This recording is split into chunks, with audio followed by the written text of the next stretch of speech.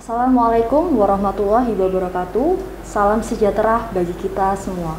Kembali lagi bersama kami di STJDV, mengedukasi, menginspirasi. Pada kesempatan kali ini, kita akan membahas sebuah tema yang merupakan salah satu kegawat daruratan di bagian urologi, yaitu mengenai retensio urin. Bagaimana retensio urin bisa terjadi? Langsung saja kita bahas pada ahlinya, pada Profesor Dr. Sutoyo, dokter spesialis urologi konsultan. Assalamualaikum, Prof. Waalaikumsalam. Sehat nih, Prof? Alhamdulillah, sehat-sehat. Alhamdulillah. Baik, Prof. Sebelumnya, apakah yang dimaksud definisi mengenai retensio urin nih, Prof? Agar masyarakat awam di rumah yang di non-medis juga mengerti akan hal itu. Silakan, Prof, dijelaskan. Ya, jadi retensi urin adalah baik itu laki perempuan, dewasa maupun muda maupun anak-anak, di mana tidak ada kemampuan untuk mengeluarkan kencing. Jadi kandung kencing tidak punya kemampuan untuk mengeluarkan kandung kencing, sehingga urinnya numpuk di situ, numpuk di dalam kandung kencing, namanya retensi urin. Jadi susah untuk berkemih ya, Prof? Ya, tidak bisa mengeluarkan kencing itu, dan urinnya numpuk di dalam kandung kencing, namanya retensi urin. Retensi urin. Apa nih, Prof, ya, yang kira-kira menjadi faktor penyebab terjadinya retensi urin ini? Ya, secara umum memang banyak. Kenapa kok dia tidak pesing itu banyak. Bisa sumbatannya itu bisa di dalam, masalahnya bisa di dalam di kandung kencingnya sendiri sehingga tidak mampu untuk mengeluarkan, atau dia istilahnya itu di infravesikal, di bawah kandung kencing itu ada juga masalah sesuatu yang membuat dia tidak bisa kencing. Misalnya apa? Misalnya di situ ada sumbatan karena prostatnya, atau mungkin ada batu di saluran kencingnya, atau penyempitan saluran kencingnya, atau juga penyempitan yang panjang, atau namanya struktur uretra, atau hanya stenosis saja, itu di bawah kandung kencingnya. Tapi kalau di atasnya itu di vesikal sendiri, di kandung kencing sendiri, mungkin karena ada neurogenic bladder, jadi ada gangguan saraf, itu sehingga ada infeksi di situ sehingga mengganggu kandung kencingnya, sehingga tidak bisa mompa ke bawah, tidak bisa mengeluarkan kencingnya itu. Itulah penyebabnya, ya kan? Jadi itu penyebabnya. Baik, Prof. Kalau misalnya terkena trauma atau setelah operasi nih, Prof, apakah juga bisa berpengaruh nih, Prof, pada retensio urin terjadinya? Kalau seperti kayak operasi setelah pada perempuan nih, Prof, setelah melahirkan gitu, apakah bisa nih, Prof?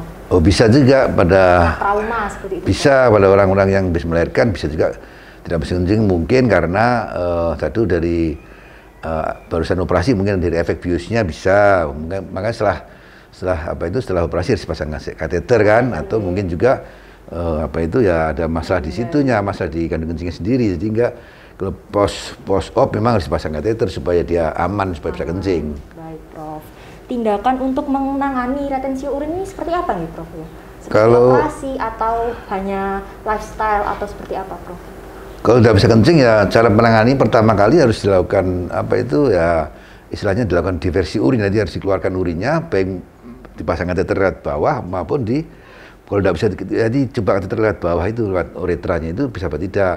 Jadi ini harus dikeluarkan diversi urin, harus keluar urinnya itu, mengatasi retensi urin dengan cara tadi itu dipasang kateter dari uretranya itu, dari meatus uretra, masuk atau tidak.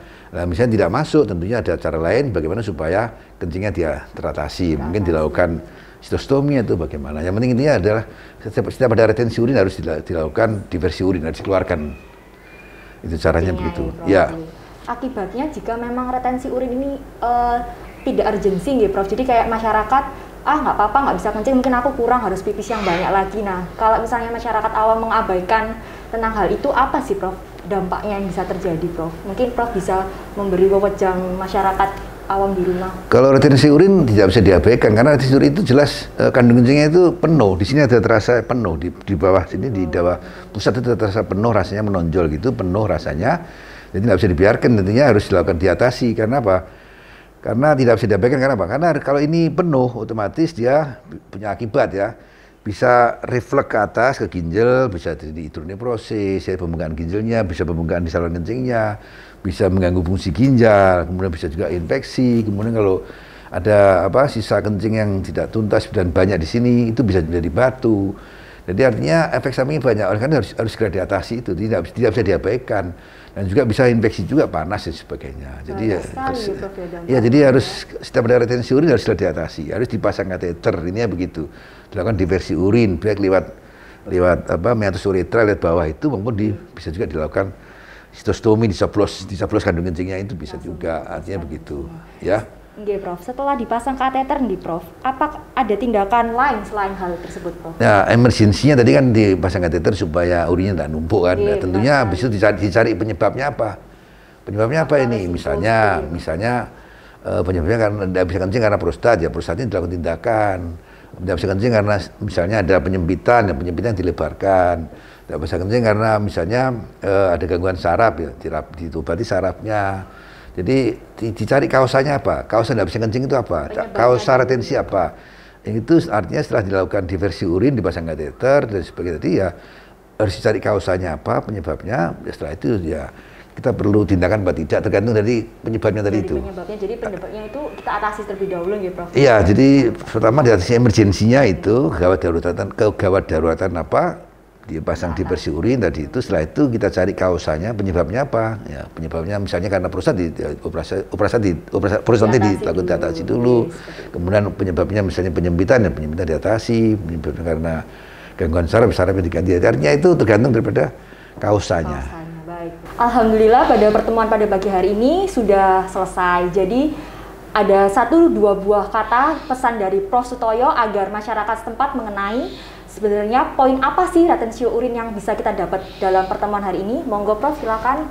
Jadi kalau misalnya ada masyarakat atau orang itu mengalami retensi urin, artinya tidak bisa kencing, dan itu biasanya keluarnya adalah kandungnya terasa penuh, kemudian rasa kemeng, dia harus segera ke dokter untuk menangani itu. Karena kalau tidak ditangani tentunya punya efek yang efek samping tidak bagus, antara bisa infeksi, bisa mengganggu fungsi ginjal dan lain-lainnya. Jadi harus segera ke dokter.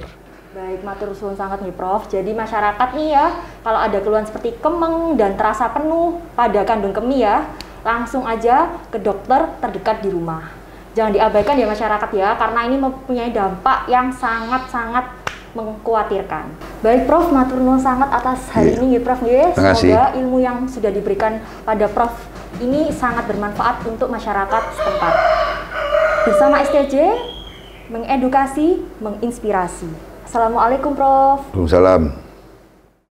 Bersama STJ, kita semua sehat dan cerdas.